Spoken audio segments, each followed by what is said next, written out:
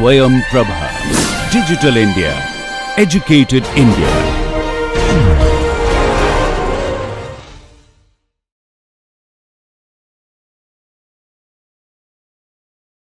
Important theorem, and this is called the rank nullity theorem.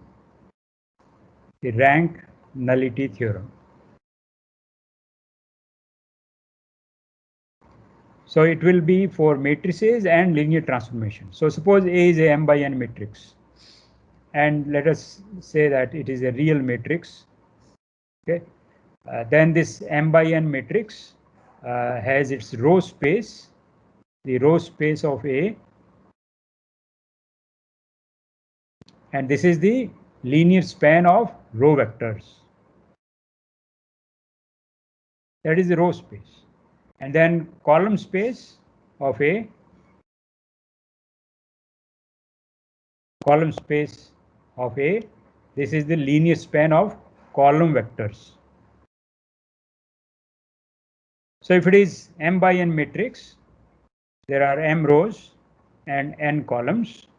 So the row space, these are the rows, and they have n components. So row space lives inside Rn, and then column space of A lives inside Rm.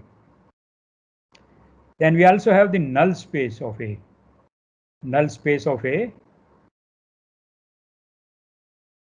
Null space of A. Remember, the null space of A is the it is the solutions. Okay, solutions in Rn of the system Ax equal to 0. So A is the coefficient matrix, and you have this homogeneous system of linear equations Ax equal to 0, and look at all the solutions. And we know that if you take linear combinations of solutions of Ax equal to 0, they are also solutions of Ax equal to 0, and therefore this is a subspace, and it is a subspace of Rn. So we have the row space. Okay.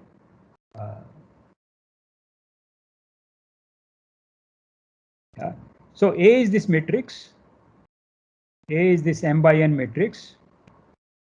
A is this m by n matrix. And what it is doing, it takes a vector V and gives an output, which is a vector AV. So it is, the domain is Rn and the codomain is Rm, and it gives rise to this function whose inputs are vectors with n components and outputs are vectors in m components. So this is called linear transformation. This is called linear transformation induced by the matrix, by A. So this TA takes a vector and produces the vector AV. All right. So with A we associated, remember, we associated 4 fundamental subspaces. Yeah, 4 fundamental subspaces we had associated. So 2 of them, they are in Rn, and 2 of them are in Rm. So row space of A, okay, and the null space of A. So null space of A is all vectors, so that Ax equal to 0.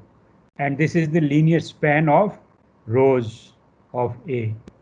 Yeah. And then in Rm, we have the column space of A. This is the linear span of columns. Columns live inside Rm. Okay. And then we have the counterpart of null space of A is null space of A transpose. Null space of A transpose is all vectors, so that A transpose Y equal to 0. But if A transpose Y equal to 0, that means Y transpose A equal to 0. So these are the row vectors. Y transpose is a row vector, and this multiplied by A is 0. So this is called the left null space. Yeah, this is called left null space. Okay, so we have these 4 fundamental subspaces associated with the matrix, and these 4 subspaces, they are closely tied with each other. Okay. For example, if I look at the null space of A, okay, if I look at the null space of A, it can be thought of as those vectors which are perpendicular to every row of A. Yeah, Ax equal to 0. Yeah, Ax equal to 0 means I take the first row of A and take the dot product with x. That is the first component of Ax, and that is equal to 0. So that means the null space consists of all vectors which are perpendicular to the row vectors. But if a vector is perpendicular to row vectors, it is also perpendicular to the entire row space. Yeah, it is also perpendicular to entire row space. So here, if my row space is here, then the null space is perpendicular. So if I'm living inside three-dimensional space, yeah, if it is a say 3 by 3 matrix, and the row space as is a plane, then the null space is all vectors which are perpendicular to the entire row space. Row space is a subspace, and null space of A consists of all vectors, so that Ax equal to 0. So x is perpendicular to every row vector, so it is perpendicular to every vector in the row space, and so in R3 it is this line.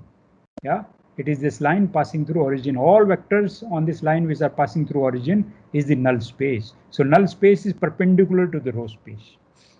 Yeah, and then similarly, if I look at the column space on the other side, which is in Rm, yeah, and then take the null space of A transpose.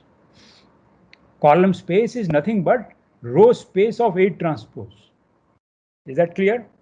Column space, column vectors of a matrix are the row vectors of A transpose. So column space is nothing but the row space of A transpose. And so by this previous discussion, null space of A transpose is perpendicular to the row space of A transpose. Okay, and later on we will see using rank nullity theorem that the two dimensions, they add up to the dimension of the whole space. So in Rn we have these two subspaces, the row space and the null space of A, and we will see that their dimensions will add up to the dimension of the whole space. Yeah, these are two complementary subspaces, the null space of A and the row space of A, and we will their dimensions are going to be adding up to the dimension of the whole space, and the null space is perpendicular to the row space. So that is the view you should have of these four fundamental subspaces associated with a matrix. Yeah. So let's recall our row space. Yeah. So suppose I have a m by n matrix, then dimension of the row space is dimension of the column space. This is what we want to prove. Row space is living inside Rn, and the column space is living inside Rm. Okay, they live inside different vector spaces, but they have equal dimension. Yeah, they have equal dimension. That's a surprising fact. If you look at some rectangular array, the row vectors are very different from column vectors. Yeah, but the dimension of the row space and dimension of column space will always coincide, and this number will be called rank of a matrix. Okay, this number is called rank of A. So either take the row space, linear span of all the rows, or take the linear span of all the columns. These are two different vector spaces, but they have equal dimension, and that is called the rank of the matrix. Okay. Yeah, so let's see how this can be proved using the Gauss elimination method. So given matrix is, it is very complex, and in order to understand this, we always appeal to the row canonical form, because row canonical form is a simplified version of the matrix. Yeah, so if you want to solve Ax equal to 0, yeah, you can pass to the row canonical form, which is a far simpler matrix, and solve Ax equal to 0. And solving Ax equal to 0 when A is in row canonical form is very easy. You just do some back substitution, very easy to solve. And this set of solutions is one and the same of Ax equal to 0. And if U is the row canonical form, then Ux equal to 0 and Ax equal to 0 have exactly same set of solutions. So we apply, how do we get row canonical form? we applied certain number of elementary row operations and get this A from, get this row canonical form U from A. Row canonical form is uniquely determined. The row echelon form is not uniquely determined. We have seen this example of a 2 by 2 matrix which had two different row echelon form, but the row canonical form of a matrix is uniquely determined. So how do we get the row canonical form? Yeah, so start with the matrix A and apply certain row operations, elementary row operations, and simplify this to the row canonical form. Simplify this to row canonical form, but each matrix is obtained by pre-multiplying A with an elementary matrix. Then A2 is obtained from A1 by multiplying on the left by some elementary matrix, and so on. So this row canonical form is actually obtained by pre-multiplying A by a set of elementary matrices, and I get U. But elementary matrices are invertible matrices. Okay, we have proved that invertible matrices are exactly product of elementary matrices. Okay, so this is, and product of invertible matrices is invertible. So suppose this matrix is E, then A equal to E inverse times U. So A and U, they are connected by a product of elementary matrices. Yeah, so A is equal to some E times U, where E is a product of elementary matrices. Okay. Yeah. So in the row canonical form, we know that the certain rows which are zero rows, they are at the bottom of the matrix, and non-zero rows are on the top. Okay. So first, let us say first k rows of U are non-zero. U is the row canonical form, and assume that the first k rows of U are non-zero. That means there are k pivots in U. There are k pivotal columns. There are n columns, so n minus k non-pivotal columns. Yeah. So this U has k pivotal columns. Yeah. So first k rows of U, therefore you can see the zero rows don't contribute to basis. Yeah, a basis consists of linearly independent vectors, and you can see very easily by looking at the row canonical form that the first k rows of U are linearly independent and the row space does not change. We proved last time that row space of a matrix is same as row space of an invertible matrix times A. This we proved last time. Okay. And U is obtained from A by pre-multiplying by an invertible matrix, and therefore row space of A is same as row space of its row canonical form. But in the row canonical form, first k rows are non-zero. These k rows you can see, because the pivots are sitting inside different columns, you can see very easily that the non-zero rows in the row canonical form are linearly independent, and therefore the row space of U is spanned by the non-zero rows. Okay, and so therefore the dimension of the row space is equal to number of pivots in the row canonical form. And suppose that J1, J2, Jk are the pivotal columns of U. Okay, and the column J1 up to Jk, therefore of A will form a basis of column space of A. And I proved last time that if certain number of columns are linearly independent in a given matrix, the same columns, when we pass to row canonical form, remain linearly independent, and vice versa. So inside the row canonical form, the column vectors which contain the pivots, they are going to be linearly independent. And what we proved last time shows that exactly same columns in A are going to be linearly independent. Okay, so the column space, dimension of the column space is number of elements in the basis of the column space of A, but the number of linearly independent columns inside A is same as number of linearly independent columns in the row canonical form. Number of linearly independent columns in the row canonical form is exactly the number of pivots. Okay, and the dimension of the row space is exactly the number of pivots in U, and therefore the dimension of row space and dimension of column space is the number of pivots in the row canonical form. Or you can also see that it is the number of pivots in row echelon form, doesn't matter. Okay. So for example, suppose I have a 4x6 matrix and the row canonical form is this. This is the row canonical form. So this is a pivot. This is another pivot. This is another pivot. And so there are 3 non-zero rows in the row canonical form, and there are 3 pivotal columns. This is a pivotal column. This is a pivotal column, and this is a pivotal column. And you can see that these two column vectors, they are scalar multiples of the first column vector. This column vector, this column vector you can get as a linear combination of first column vector and this pivotal column. You multiply first column vector by 5 and add the fourth column vector 7 times the fourth column vector, you will get this column vector.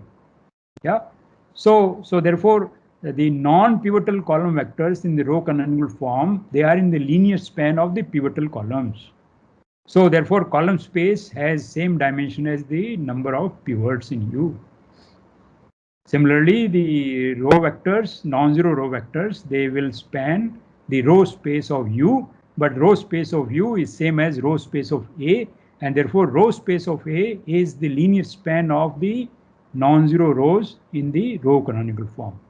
So it gives a very nice algorithm to determine a basis of the row space. Given a very complicated matrix, I want to find basis of the row space. You convert this into row echelon form or row canonical form and take the non-zero rows. Those non-zero rows will form a basis of the row space of A. And the pivotal columns will form a basis of the column space of U. Okay, and you look at the exactly same columns in the given matrix A. Those columns will form a basis of the column space of A. Okay, so that's the nice thing about Gauss elimination method. It allows us to prove this fact that the row space and column space have equal dimension. Okay, so that's why we can make this definition. Rank of a matrix, which is denoted by rank A, is dimension of the row space. It is also the dimension of the column space. And nullity of a matrix is the dimension of the null space. So now we have associated two numbers with a given matrix. The rank of the matrix, which is the dimension of the row space, and nullity of the matrix, which is dimension of the null space. And we had these 4 fundamental subspaces associated to a matrix. The null space and the row space, they are living inside Rn. Both these vector space, both these subspaces are in Rn, and these have dimension, the nullity, and the rank.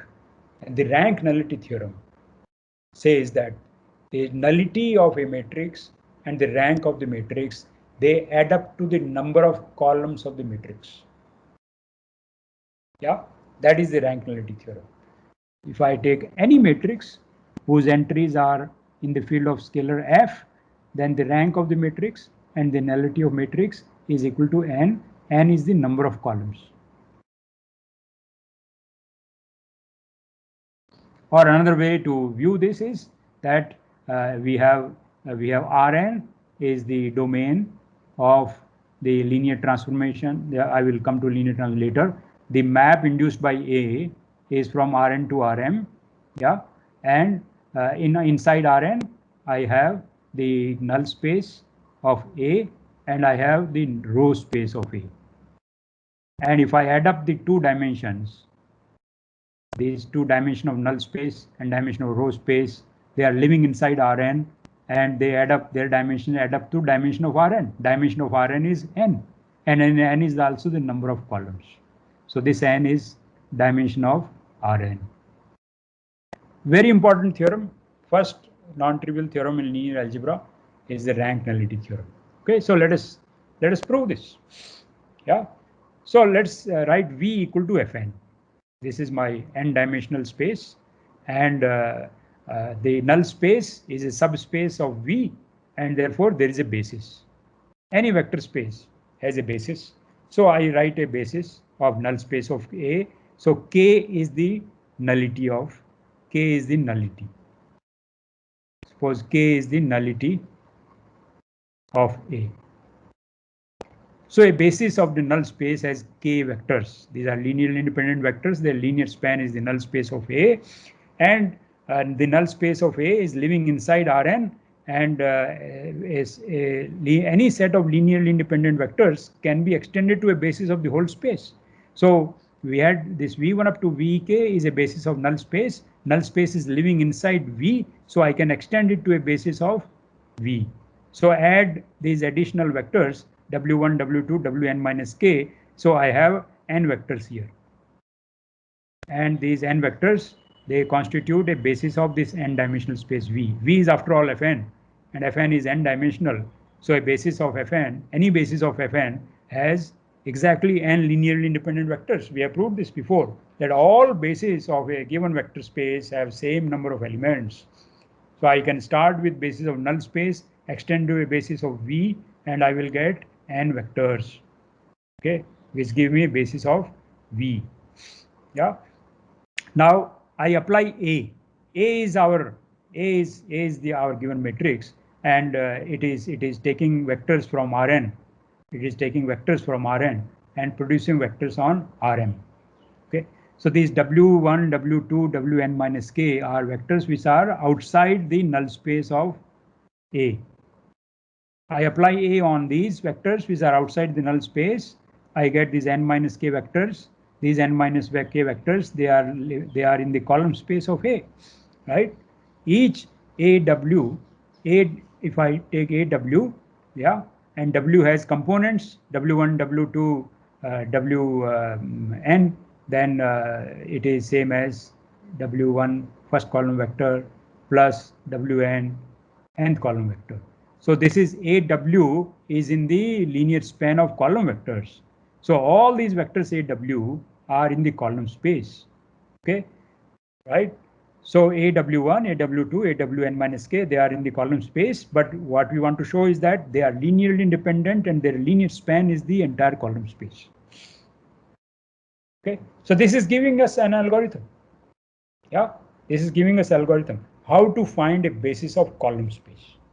Yeah, so what are we doing? We are taking the null space of A.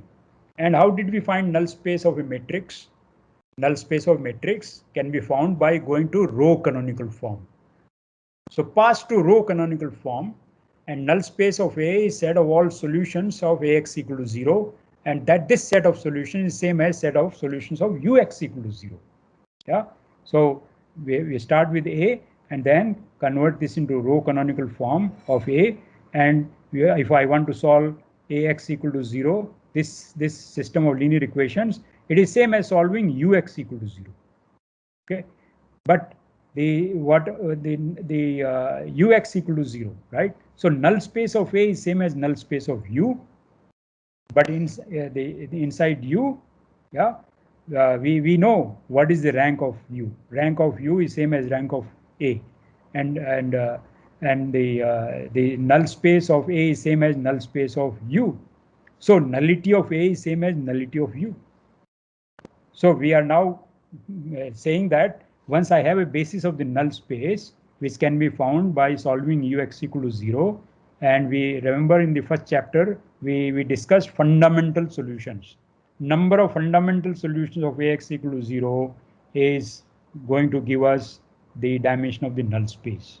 Okay, and you extend this to a basis of the whole space V. I get this W1, Wn minus k, which are outside the null space, and then operate A on these, then I get a basis of column space. So let us show that it is indeed a basis of column space. Yeah. So I want to show that every vector in the column space is a linear combination of AW1, AW2, AWN minus k. So take any vector V. Yeah, any vector in V, because this C is a basis of V. This is a basis of V. So any vector is a unique linear combination of this V1, V2, Vk, W1, W2, Wn minus k. Yeah. So there are these scalars alpha 1, alpha 2, alpha k, beta 1, beta n minus k. They are uniquely determined because V1, V2, Vk, W1, W2, Wn minus k is a basis of the whole space. So any vector is a unique linear combination of these vectors. Okay. So then I apply AV. I apply A and use scalar multiplication and addition of matrices. Yeah, then this is alpha 1 AV1, alpha k AVK, beta 1 AW1, beta n minus k AWN minus k. But these are zero. Yeah, these vectors are zero because V1 up to Vk are in the null space of A. So AV1 is zero, AVK is zero, and therefore I am left with beta 1 AW1, beta n minus k AWN minus k. So AV is this. But column space of a matrix is really AV, set of all AV, where V is in Fn. And it says that these are linear combination of AW1, AWN minus k, and therefore the column space is same as the linear span of AW1 and AWN minus k. Yeah, is this clear? The column space is the linear span of AW1, AWN minus k. But to prove that AW1, AW2, AWN minus k is a basis, yeah, I need to prove that its linear span of these is column space of A, which we have done, but now we have to prove that they are linearly independent. Yeah, we must prove that they are linearly independent. So let's show that they are linearly independent. We show that AW1, AW2, AWN minus k are linearly independent. So to show that some vectors are linearly independent, I must prove that if I take a linear combination of those vectors which produces the zero vector, then the coefficients are all zero. So I need to prove that beta 1 A1 AW1 beta n minus k AWN minus k is zero. Then each beta is, we want to show this implies that each beta is zero for all I.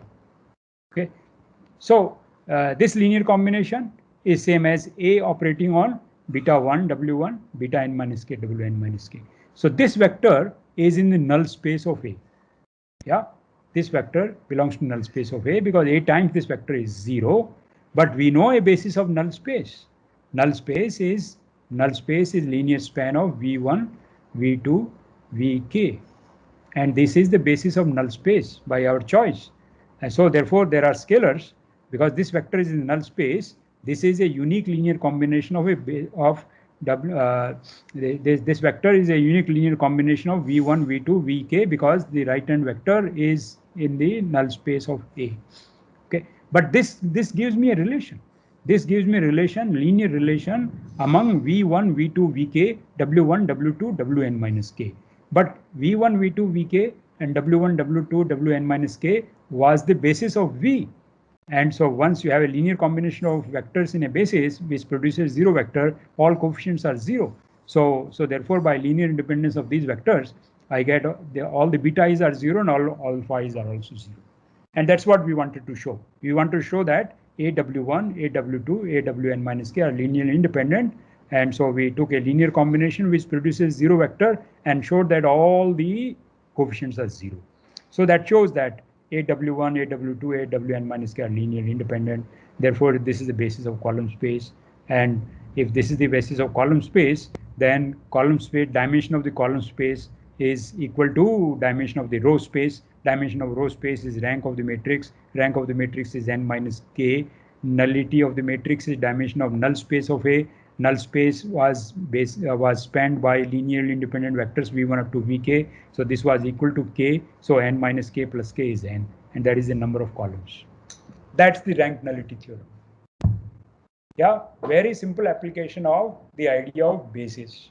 So we use this fact that any set of linearly independent vectors can be enlarged to a basis of the whole space. And we started with null space of the matrix, and we took a basis of null space, enlarged it to basis of the whole space, and whatever new vectors we got by enlarging the basis of the null space, those vectors, if we apply A to them, then we land inside the column space, and these new vectors are linearly independent and their linear span is the whole column space. And that shows that the rank and the nullity add up to the number of columns of the matrix A. So we want to show rank in terms of determinants. We introduced determinants, and our idea was to get the number, important number called rank of a matrix. With a matrix, we will associate many things in this course. Yeah, the real object is study of a matrix. the matrix contains a lot of data. Yeah, in real life, matrices are million by million or very huge matrices which have all kinds of data. In fact, whatever many applications that you are using nowadays, they are actually stored in matrices. Okay, they are stored in matrices. So coordinates of all the cities in the world, they are stored in matrices. And Google Map, when you are moving from one place to another, you are actually making a path in the matrix. Okay, so linear algebra is extremely important in modern applications because in modern era, the data is very important to do various things, and the data is arranged in computer in a matrix. And then we have to understand the properties of the matrix in order to derive applications. So rank is a number associated with the matrix. Then we have also associated 4 subspaces with a matrix. Yeah, the null space, the row space, the column space, and the null space of A transpose. These vector spaces are also extremely important. Yeah, in applications, these 4 fundamental subspaces. But the number rank, this is the first number which we are associated with a matrix. Okay, it brings out properties of the matrix. It's a single number. Yeah, so it cannot capture all the properties of the matrix, but it does capture many things. Okay, so we have to have different ways of characterizing rank, and this is the characterization in terms of determinants. Yeah, so determinant of an R by R submatrix of a matrix, given matrix, is called a minor of order R. Yeah, so a matrix has lots of submatrices. Yeah, so their determinants are minors, but the size of that submatrix is called the order of the minor. Yeah, so if I have, let's say, a 2 by 3 matrix, there are 6 entries in a 2 by 2 matrix, and I can make this submatrix. Yeah, so this submatrix, this is a 2 by 2 its determinant is a 2 by 2 minor. I can take this submatrix and find its determinant. This is a 2 by 2 minor of the given matrix. Yeah, or I can take this 1 by 1 matrix, that is called a minor of order R or order 1. So given a matrix, we have submatrices. Look at square submatrices, which are obtained by throwing away certain rows and certain number of columns. So you are left with R rows and R columns. That is a submatrix. Its determinant is called the minor of order R. Okay. So how to find rank in terms of minors? So matrix A has rank R if and only if some order R minor of A is non-zero and order R plus 1 minor of A is 0. Okay. So if suppose I have this 2 by 3 matrix, when do I say it has rank 1? Its rank will be 1 exactly when there's a 1 by 1 minor which is non-zero, which means there's a non-zero entry, and all 2 by 2 minors have to be 0. So there are 2 by 2 minors in this 2 by 3 matrix. There are 3 2 by 2 minors. So if the rank is 1, then all these 2 by 2 minors will be equal to 0. That's what it says, that the rank can be detected. If you say the rank of a matrix is R, then you look at all the minors of order R in the matrix. One of them has to be non-zero if the rank is R, and all the minors of bigger order than R, they have to be 0. Okay, so rank is detected by having non-zero minors. So you look at various minors of the matrix, and the largest size of the non-vanishing minor is precisely the rank of the matrix. Okay, so let's prove that. So suppose the rank is R. I want to show that there is a R by R minor which is non-zero. And I want to also show that all the minors of bigger order than R, they're all 0. Okay, so rank is A. Rank of A is R. This means that the row space has dimension R. Okay, and the column space also has dimension R. So if you go to the row canonical form, then if the rank is R, rank of the column space is R, and therefore in the row canonical form, R column vectors will be linearly independent, and these are the columns in the, these are the columns in the row canonical form which contain the pivots.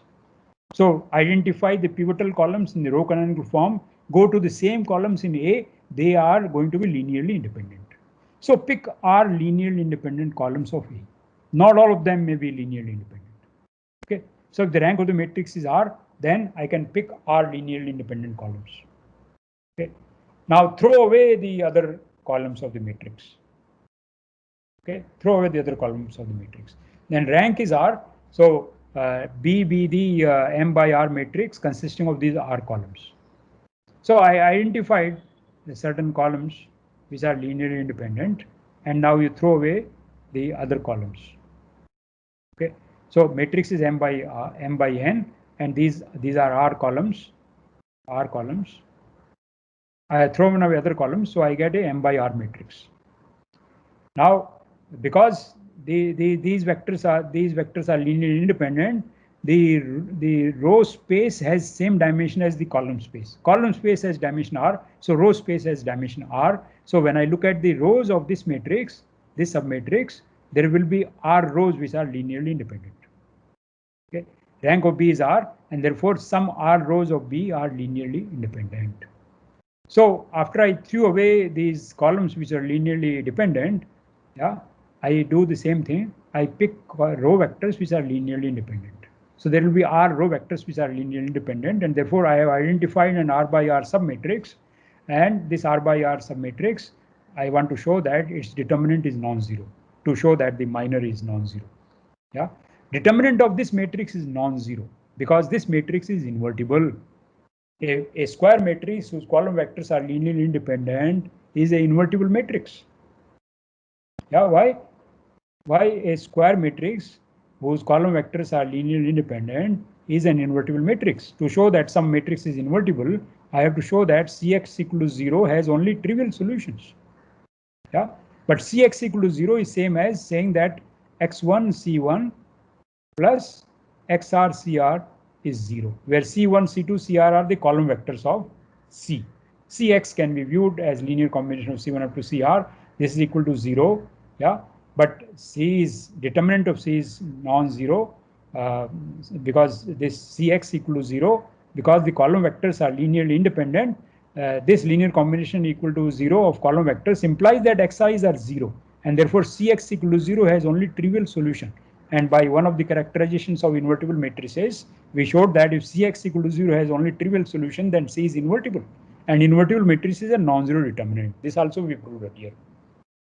Okay, so therefore we have proved that there is a R by R minor which is non-zero if the rank is R. Now I want to show that higher order minors are all equal to 0. So take any R plus 1 by R plus 1 submatrix of A without loss of generality. We can take N to consist of first R plus 1 rows and columns. It doesn't really, the argument is the same. So I have first R plus 1 rows and first R plus 1 columns of A, and since the interchange of rows and of columns, it doesn't change the rank of the matrix. Yeah, the rank doesn't change if you interchange the column vectors or row vectors. Yeah, so since determinant of N is not 0, suppose this is the R plus 1 by R plus some matrix, and suppose that its minor is non-zero, that means its determinant is non-zero. Once determinant of this square matrix is non-zero, then R plus 1 rows of N and hence R plus 1 columns of A are linearly independent by this argument which I gave about Cx. Yeah, but that will violate the fact that the rank of A is R. So if determinant of an R plus 1 by R plus 1 submatrix is non-zero, that will imply that these R plus 1 rows and R plus 1 columns are linearly independent. Okay, so but that is not the case because rank of A is R. Okay, you can prove the converse yourself. Okay, so that is the criteria for rank of a matrix. So I have explained you several ways to find rank of a matrix. You can detect rank of a matrix by going to row canonical form. Yeah, number of non-zero rows in the row canonical form is the rank of the matrix. This criterion is rank in terms of minors. That rank is R. So look at the minors of various sizes in the matrix, and the size of the largest non-zero minor in the matrix is the rank of the matrix. So if you say rank is R, then there will be a submatrix consisting of R columns and R rows of the matrix, which will be invertible matrix.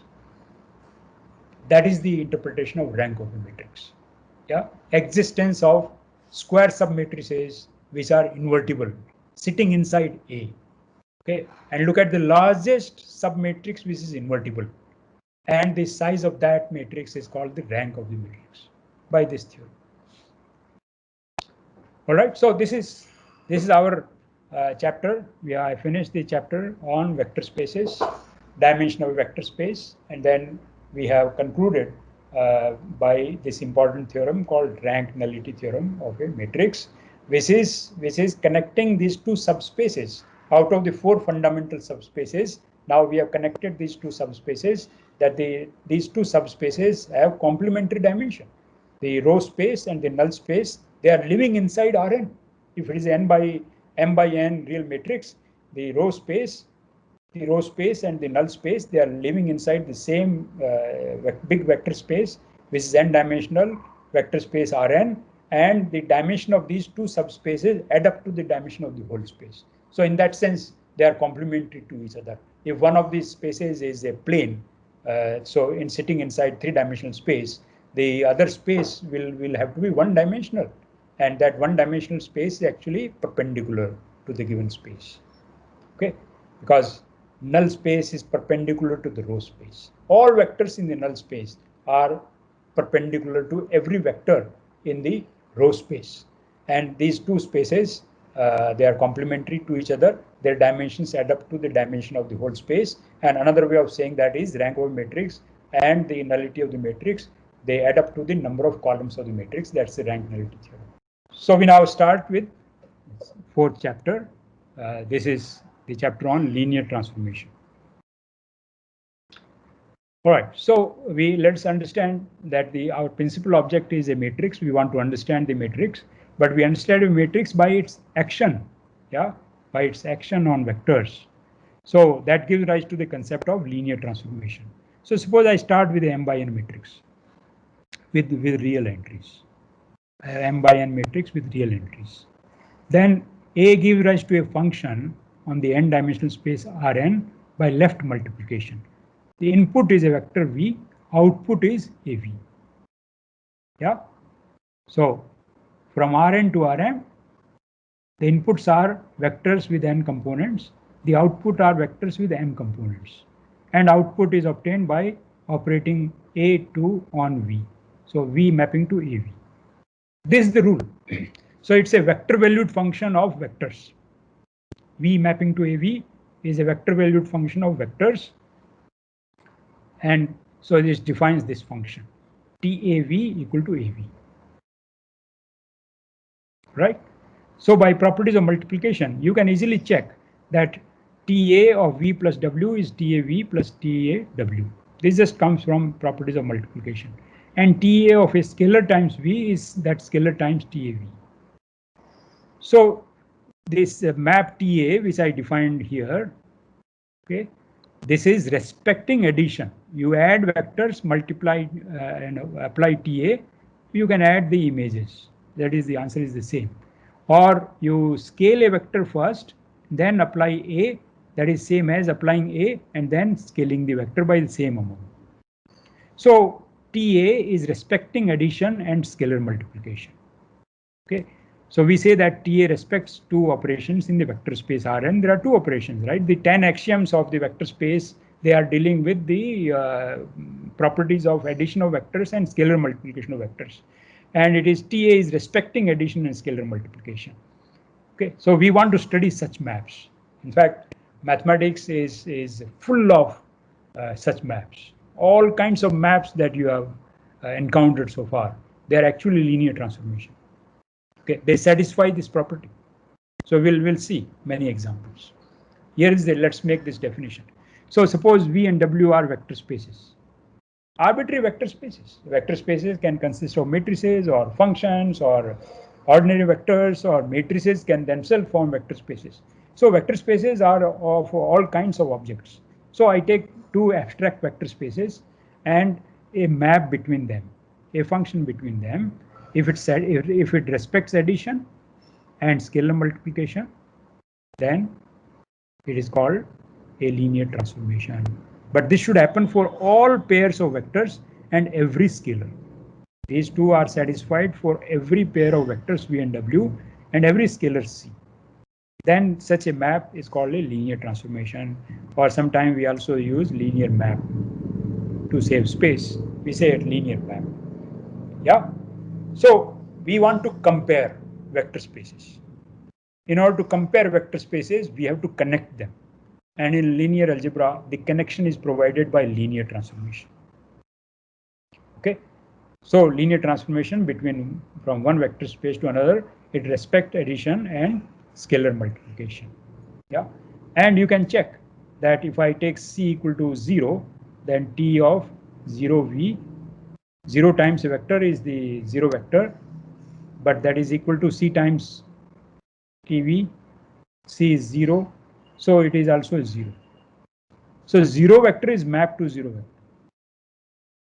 Yeah, 0 vector is mapped to 0 vector by any linear transformation between any two vector spaces. The 0 vector, 0 is the identity of the addition.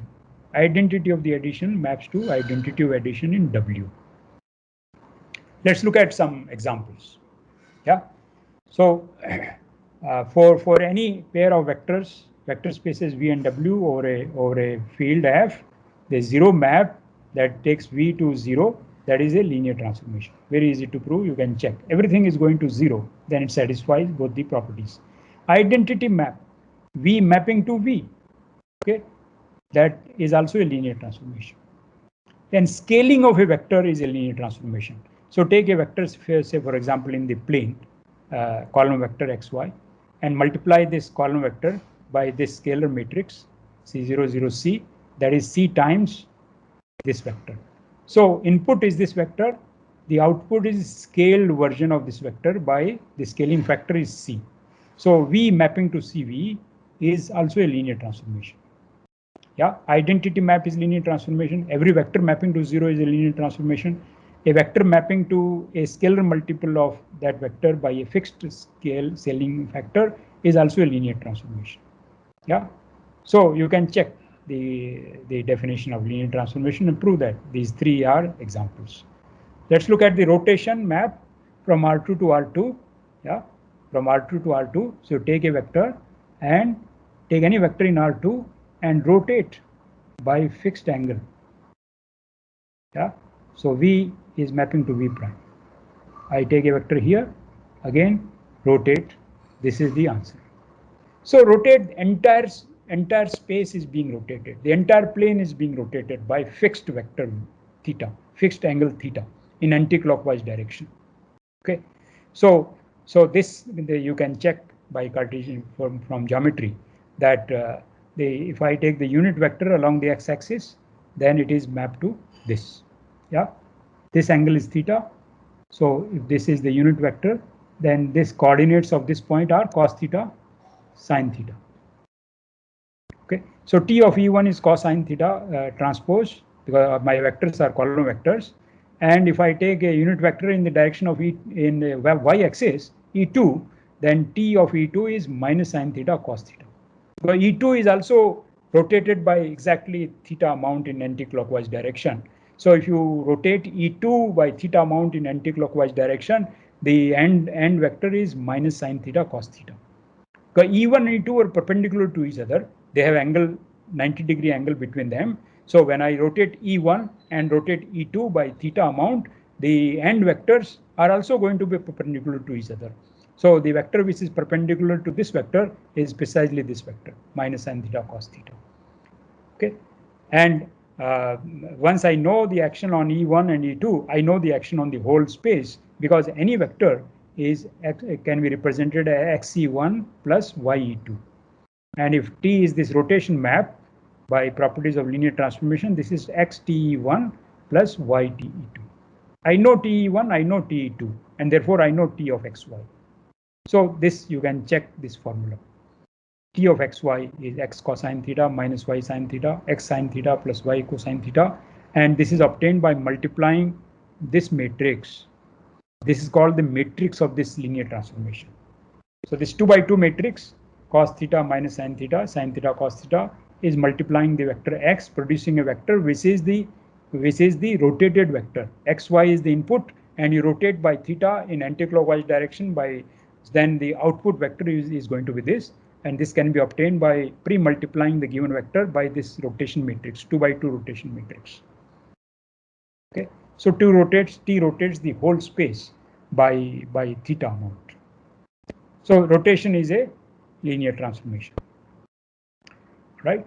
Then you have come across differentiation in calculus. Let us see how differentiation is also a linear transformation. Okay, so look at all the differentiable functions which are differentiable to any order. They are infinitely often differentiable functions like cosine x, sine x, or exponential function. So take the space of all functions which have derivatives of every possible order. Okay, derivatives of every possible order. These functions constitute a infinite dimensional vector space.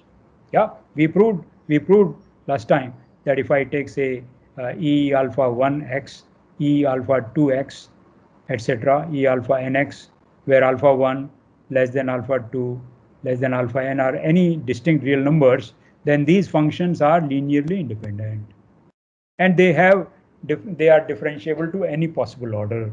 So this vector space of functions which have derivatives of all possible order, yeah, on this vector space we apply the map is take a function and map it to its derivative.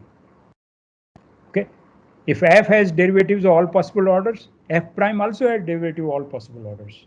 So differentiation is a map from D to D. D is this space of all functions which have derivatives of every possible order, and this differentiation is a linear transformation because derivative of this linear combination of two functions f and g, af plus bg, is equal to af prime bf bg prime, and this is adf plus bdg.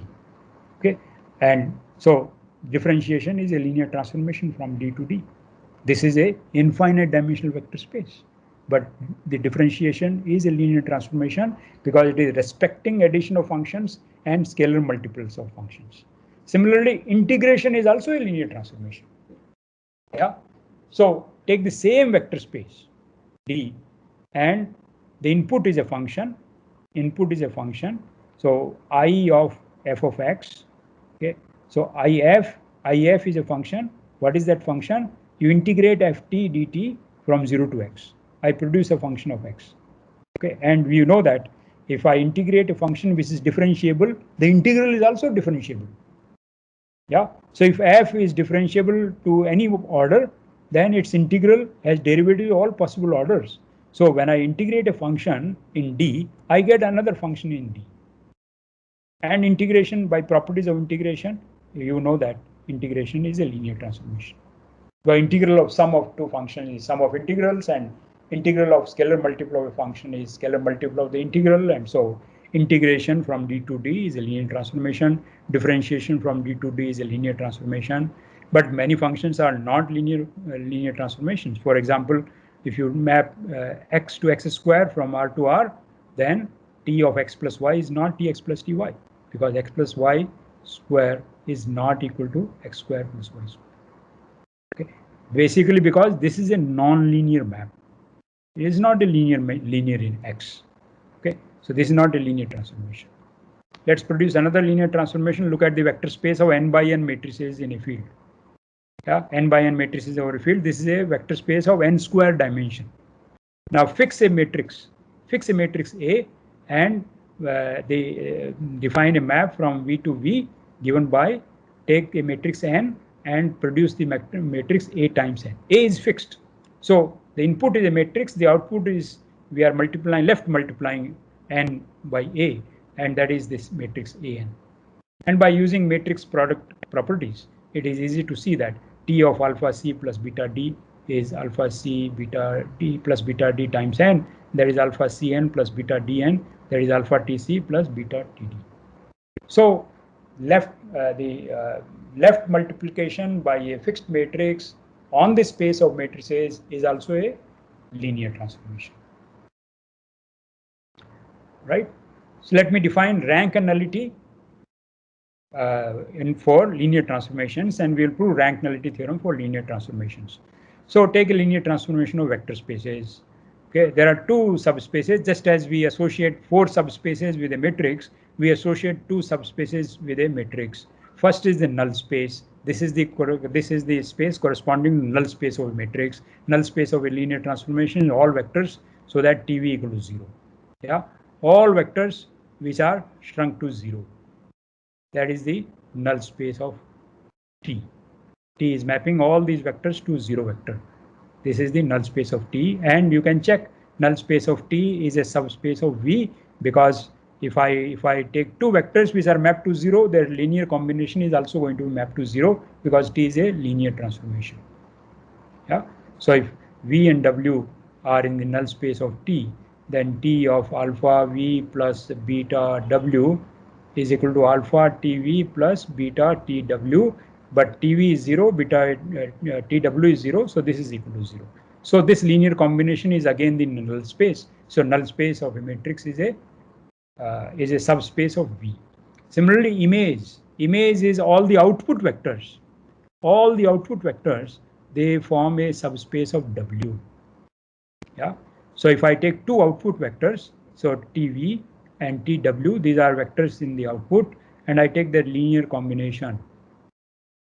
That is same as T of alpha V plus beta W. So linear combination of 2 vectors in the image is also in the image of T, and therefore image of T is a subspace of W. Yeah. So with any linear transformation, I have associated 2 subspaces. The first subspace lives inside the domain. That is the null space of T. It consists of all vectors which are mapped to 0. And then the second subspace is inside the codomain W, and that consists of all the vectors TV. All the images, they constitute the image space of T. Okay. Now, so I proved this already. Null space is a subspace of V, and its dimension is called the nullity. Yeah. Its dimension is called the nullity. This is just copying the definition of nullity of a matrix. Nullity of a matrix consists of the dimension of the null space. Null space consists of vectors, so that AV equal to 0. And now we are replacing this by vectors so that TV is 0.